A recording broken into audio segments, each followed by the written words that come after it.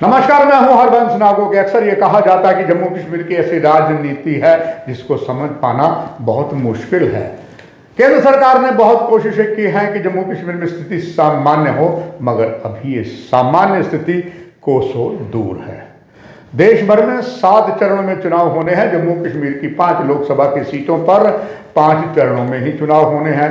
पहले 2 चरणों का जो चुनाव था वो चला गया जम्मू और कठुआ सीट का, यानी कि जो कठुआ सीट है उसमें उधमपुर भी शामिल है, जम्मू की सीट में रियासी भी शामिल है। अब जम्मू कश्मीर को छोड़ जम्मू कश्मीर में ही अब बात आती है थर्ड फेज के जो चुनाव होने हैं। उसमें आज प्रचार देश के अन्य भागों की तरह श्रीनगर में भी बंद हो गया। श्रीनगर की सीट लोकसभा की एक बहुत ज़्यादा मायने रखती है। आइए आपको इस सीट पर विस्तार पूर्वक जानकारी तभी मीडिया देगा। 17.4 लाख मतदाता हैं, 5 जिले हैं, 15 विधानसभा की सीटें हैं, 24 राजनीतिक पहलवान दंगल में हैं और इनमें पहली बार कश्मीर घाटी जो कि मुस्लिम क्षेत्र है वहां पर 52,100 कश्मीरी पंडित रहते हैं जो माइग्रेशन कर चुके हैं। इनमें से 26,340 फीमेल हैं और मेल जो है 25,760 है। थर्ड जेंडर जो 1 है। सरकार ने इनके लिए 26 मतदान केंद्र बनाए हैं, क्योंकि कश्मीर से तो विस्थापन हो गया है और जो 26 मतदान बनाए हैं उसमें 21 तो जम्मू में है, बाकी कुछ और स्थानों में है। अतीत के पन्नों को झांक कर देखें तो ये सीट हमेशा लोकसभा की जो है वो ज़्यादा रही है नेशनल कॉन्फ्रेंस के साथ। यहाँ से नेशनल कॉन्फ्रेंस जो है 7 बार, पीडीपी 7 बार और जेके पीडीटी 1 बार, 15 बार यहाँ पर हुई है, मगर ये विधानसभा चुनाव का आंकड़ा है।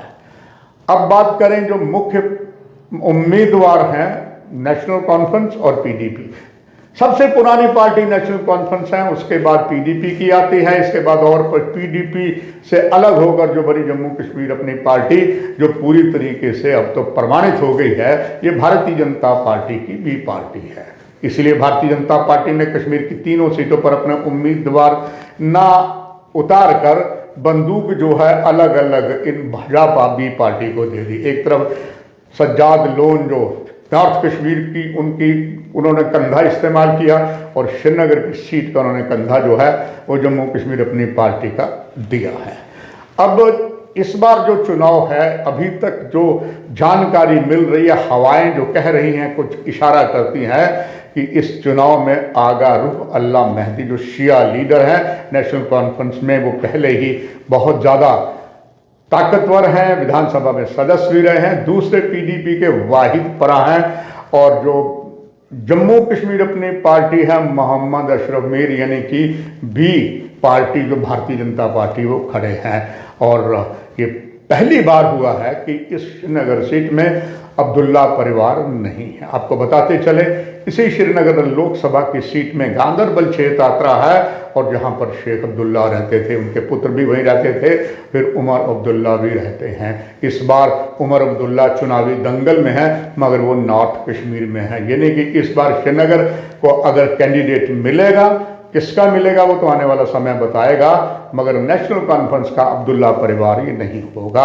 ये अपने आप में एक बात अलग है। और ये भी बात है कि डॉक्टर फारूक अब्दुल्ला इस बार चुनाव नहीं लड़ रहे हैं। बहुत सी रणनीतियां बन रही हैं, समय समय पर हम आपको बताते चलेंगे। अब जो अभी तक जानकारी मिली है, जो अनुभव मैंने लिया है, यहाँ पर जो इस लोकसभा की सीट में 15 विधानसभा की सीटें हैं, इसमें से पीडीपी ने हजरतबल, चडूरा, बटमालू, जाडीबल, सोनावर, अमीरा कदल, चरारे शरीफ में अपना प्रभुत्व जमाया था जो पिछला विधानसभा का चुनाव हुआ था। नेशनल कॉन्फ्रेंस ने कंगन, गांदरबल, ईदगाह, खानियार, हब्बा कदल, बडगाम, बीरबा और खान साहब में जेके पीडीएफ जो एक समय में हिस्सा होती थी पीडीपी की, बाद उन्होंने अपनी पार्टी बना ली, अब आगे पीछे वो चल रहे हैं। ये स्थिति रही है पिछले विधानसभा चुनाव की। अब वोट पड़ेंगे और कितना प्रतिशत मतदान होता है ये तो आने वाला जब चुनाव मतदान होगा तभी मालूम चलेगा। मगर इधर महबूबा मुफ्ती पूरी तरीके से अटैकिंग मूड में है।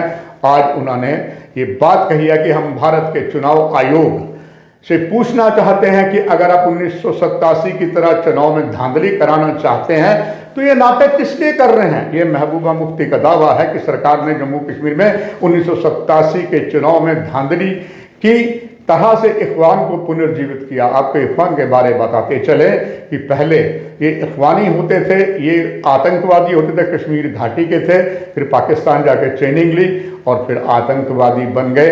मगर अलग अलग एजेंसियों ने एक नया संगठन बनाया जिसमें कूका परे से लेकर न जाने कितने ही नाम शामिल हैं, उन्होंने मतलब भारत समर्थक आतंकवादी जिन्हें इख्वानी कहा गया। अब महबूबा मुफ्ती ने आरोप लगाया है कि जम्मू कश्मीर में 1987 के चुनाव की धांधली की तरह इख्वान को पुनर्जीवित कर रहे हैं।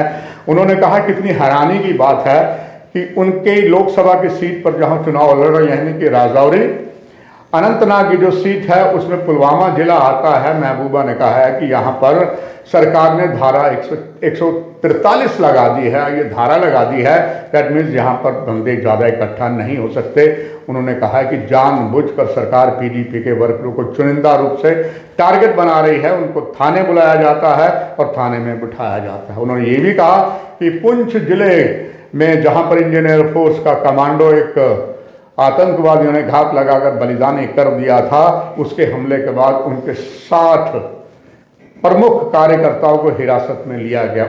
लेफ्टिनेंट गवर्नर मनोज सिन्हा को भी अपील की है कि अगर सरकार ऐसा करने को तैयार है तो ये चुनाव क्या करवा रहे हैं। उन्होंने 50-50 60 वर्कर हमारे बंद किए जा रहे हैं और अजीब माहौल बनाया जा रहा है। मुझे समझ नहीं आती कि अगर इन्होंने 87 रिपीट करना है इलेक्शन कमीशन ऑफ इंडिया ने, तो ये इलेक्शन का ड्रामा क्यों है।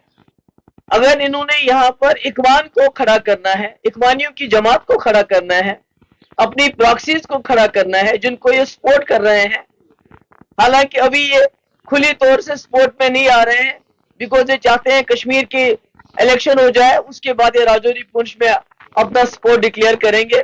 वहां भी आप जानते हैं वहां इलेक्शन को डिले किया गया सिर्फ इस वजह से ताकि वहां जो इनकी जमातें हैं, जो इनकी इख्वान जमातें इन्होंने खड़ी की हैं, सूटेड बूटेड इख्वान, क्योंकि हमने तो इख्वान राज यहाँ खत्म किया था, मगर इन्होंने दोबारा पॉलिटिकल इख्वान अब सामने लाया है जिनको ये पूरी तरह से मदद कर रहे हैं। सारी आपकी गवर्नमेंट मशीनरी, हमारे पास लोग आते हैं चाहे वो पुलिस के लोग हो या दूसरे लोग हो, वो कहते हैं हमें ऊपर से डायरेक्शन है और सिलेक्टिवली पीडीपी के वर्करों को बुलाया जाता है, उनको हरासा किया जाता है और सिलेक्टिवली आज पुलवामा में इन्होंने दफा 144 लगाया। तो मैं कहना चाहती हूँ जो हमारे लेफ्टिनेंट गवर्नर साहब, अगर आपने यही करना है, अगर आपने अपनी प्रॉक्सीज के लिए सारी मशीनरी, सारा पैसा, क्योंकि अभी जो हमारी राजौरी पुंछ से जो हमें इतला मिलती है वहां भी इनका जमानत जब्त होनी है, वहां की इनकी कश्मीर में भी इनकी